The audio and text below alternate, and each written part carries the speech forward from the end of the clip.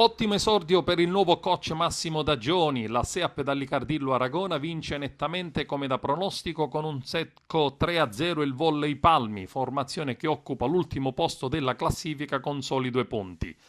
La partita era valida per la seconda giornata del ritorno di campionato di Serie B1. Questi i parziali al Palasport Pippo Nicosia di Agrigento: 25-14, 25-15, 25-20.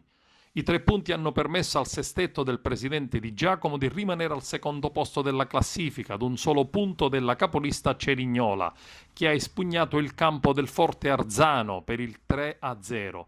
Il coach Dagione ha schierato il sestetto tipo con Trabucchi in palleggio, Ricò Posto, Manzano e Composto centrali, Donò e Moneta schiacciatrici, Parisi libero. Nel corso del match sono entrate il secondo libero Ruffo e la schiacciatrice Falcucci.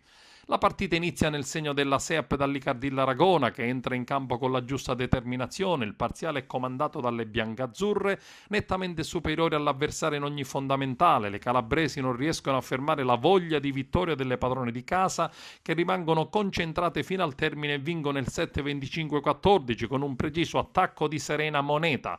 Sono adesso 34 i punti della squadra aragonese, che sabato prossimo sfiderà nuovamente al Pala Nicosia di Agrigento alle ore 17 la fiamma torrese di Torre Annunziata.